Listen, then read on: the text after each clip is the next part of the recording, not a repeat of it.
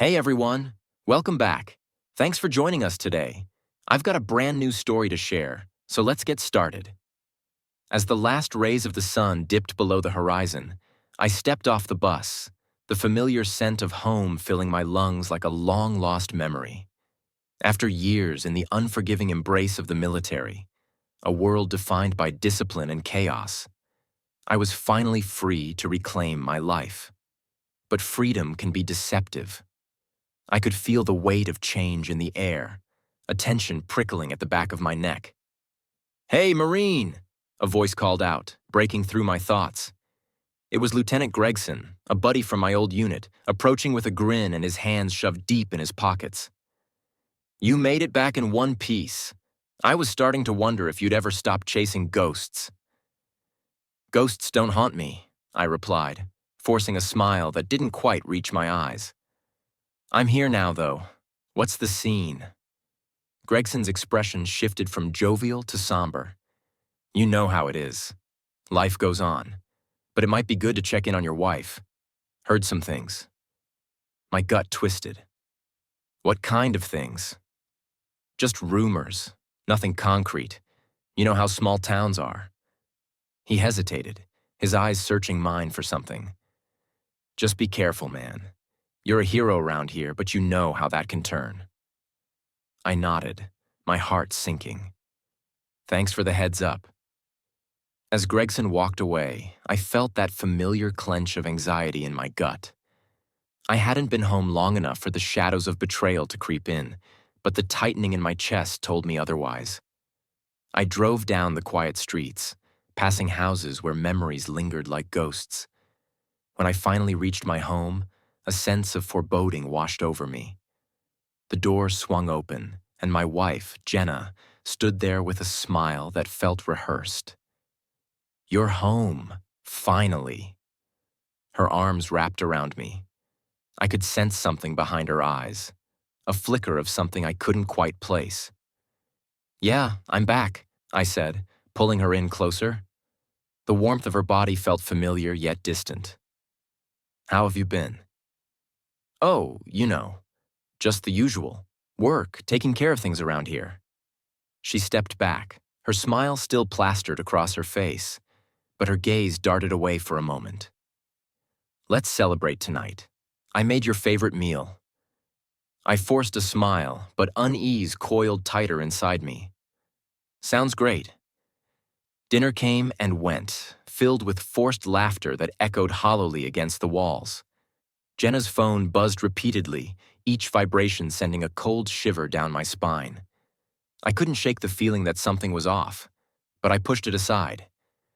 Maybe I was just being paranoid after years of combat and deception. Later that night, as I lay in bed, my mind raced. I glanced over at Jenna. Her back was turned to me. I wanted to reach out and pull her close, but something held me back.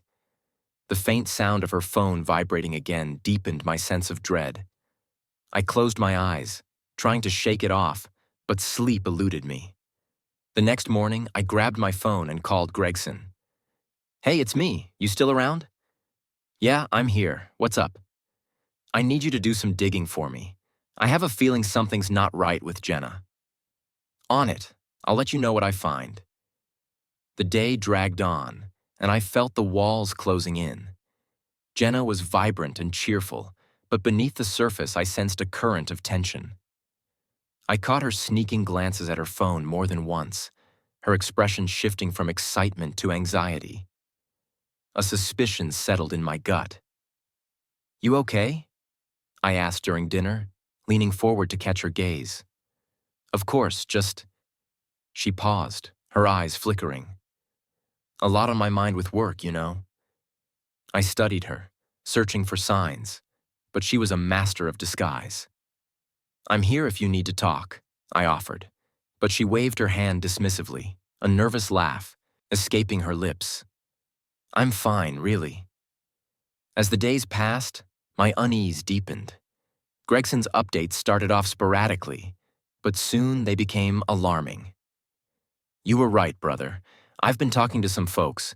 Word is Jenna's been spending a lot of time with someone else. Someone named Rick." The name echoed in my head like a gunshot. I clenched my fists, the realization hitting me like a punch to the gut. What kind of time? Intimate. They've been seen together a lot. Damn it, I muttered, my heart racing. I need to know more. Find out what the hell is going on. Will do. Just stay cool, all right? Don't do anything rash. I won't, I said, but the words felt hollow. That night, I lay awake, rage and betrayal swirling within me. I couldn't confront her, not yet. I needed to think strategically. I was a Marine, trained to endure and outsmart. I wouldn't let my emotions dictate my actions. The following day, I decided to test the waters. I took a different route home, stopping by a small cafe where I knew Jenna often grabbed lunch. The bell above the door jingled as I stepped inside, scanning the room for familiar faces. Then I spotted her. Jenna was sitting across the table from him. Rick.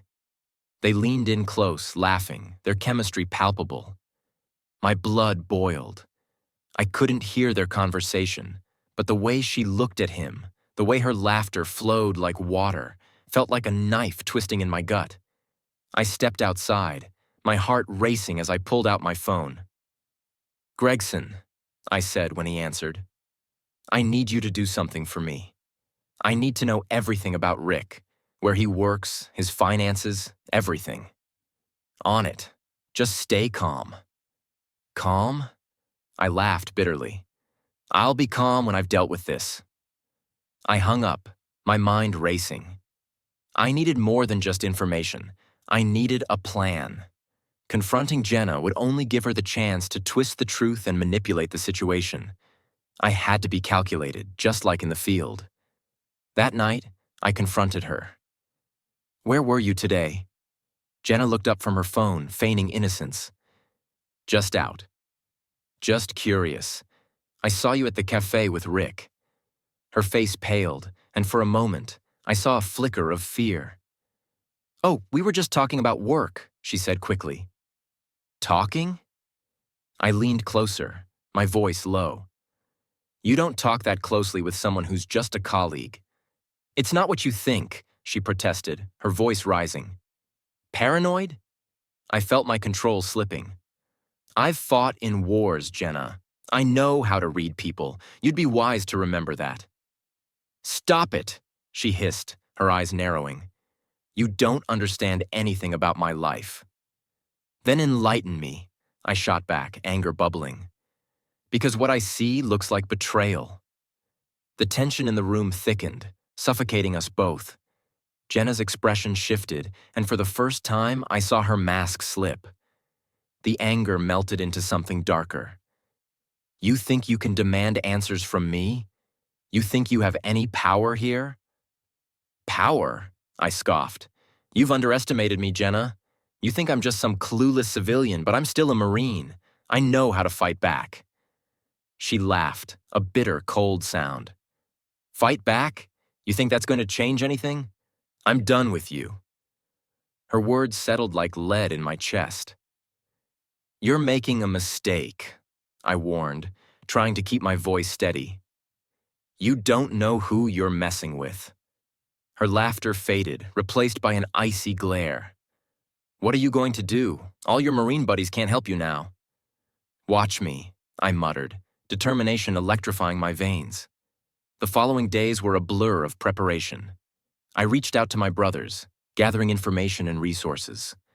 Gregson was my right hand, digging deep into every aspect of Rick's life. I learned that he was a local businessman with a shady past. His dealings were murky, and there were whispers of illegal activities. I felt a sense of calm settle as I plotted my course. Betrayal would not go unpunished. On a Friday night, I gathered my brothers at a secluded location. Gentlemen, I began, their eyes focused intently on me. We're here because I need your help. I've been betrayed by someone I trusted, and we're going to ensure they understand the consequences of their actions. Who? One of them asked, curiosity edging his voice. Jenna and her accomplice, Rick, I replied, my voice steady. They think they've won, but they have no idea what they're up against. What's the plan? Gregson leaned forward, a glint of excitement in his eyes. We hit them where it hurts. Their business, their reputation, their lives. We'll expose Rick for the fraud he is and make sure everyone knows what Jenna has done. The room erupted in murmurs of agreement.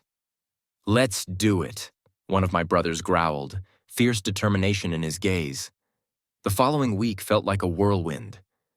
I watched as my brothers moved with precision, dismantling Rick's business from the inside out.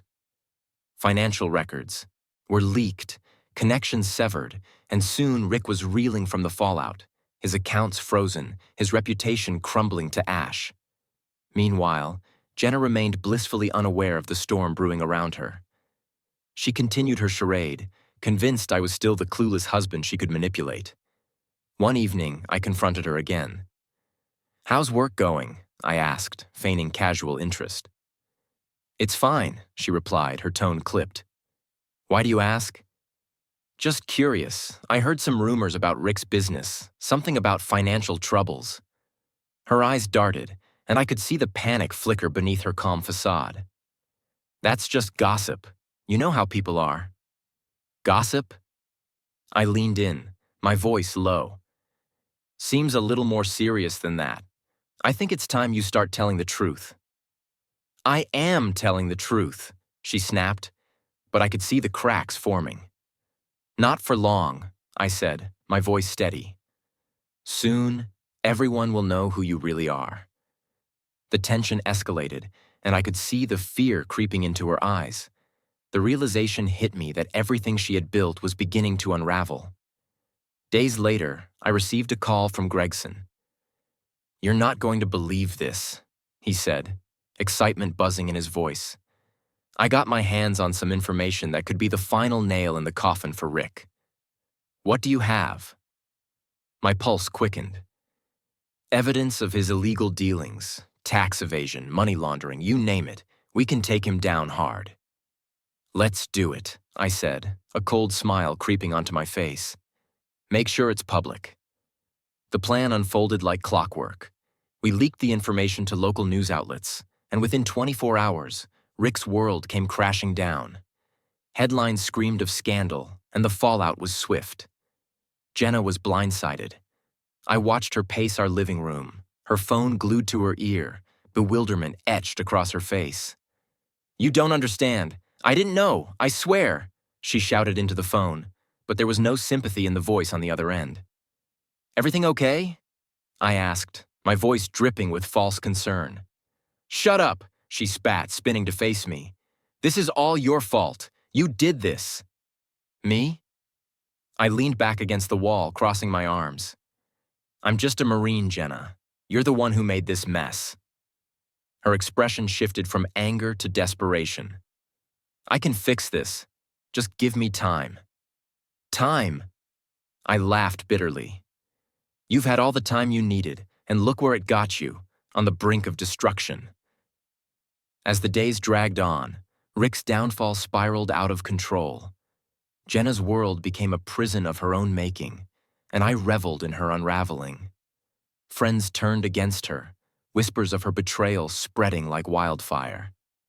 I watched her crumble, the confidence she once wore like armor dissolving into despair. Finally, the day of reckoning arrived.